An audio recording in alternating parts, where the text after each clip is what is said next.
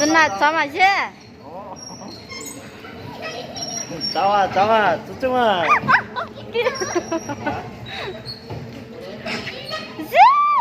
Gì chứ bớt. Cái gì mà bác à.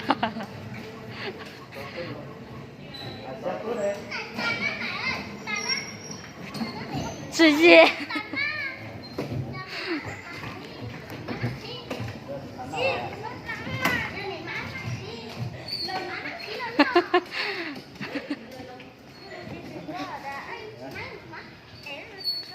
Mong là tính giọt là tính ra đấy ăn đồng lúc muốn luôn giúp vợ.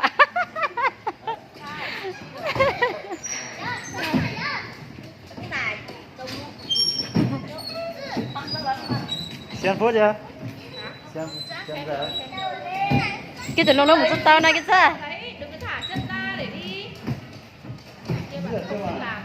Anh đi cùng nó.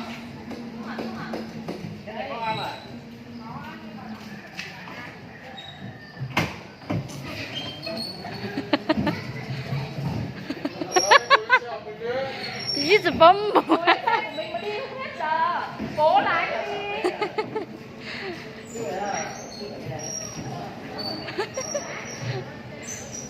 Lúc đó cho mình nhớ mà số một lấy cái lên.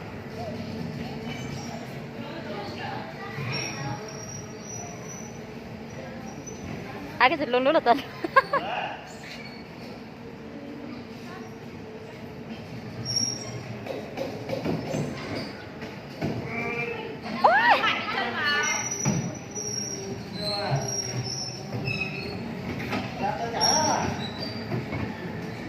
Nếu mà cho nó giống này ai cái nó lao ra những chân là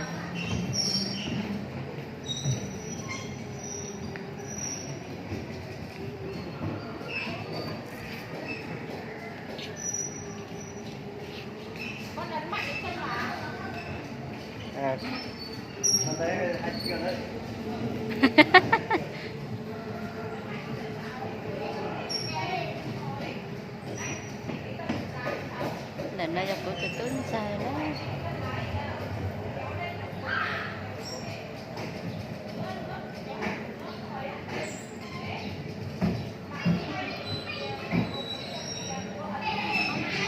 Mình chơi chinh. Nên là tôi chơi chinh. Bây giờ mình lên rồi mà. Nó giờ tôi tuyết lo nữa.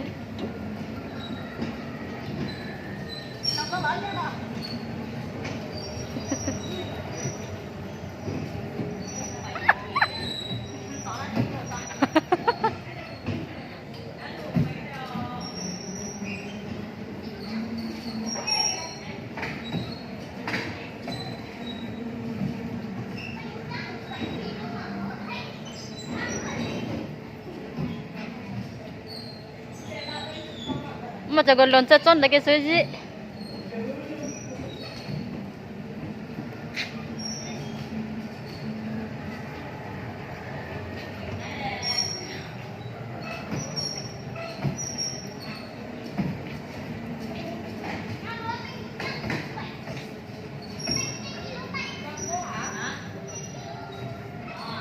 à, chân đặt cái gì là ha.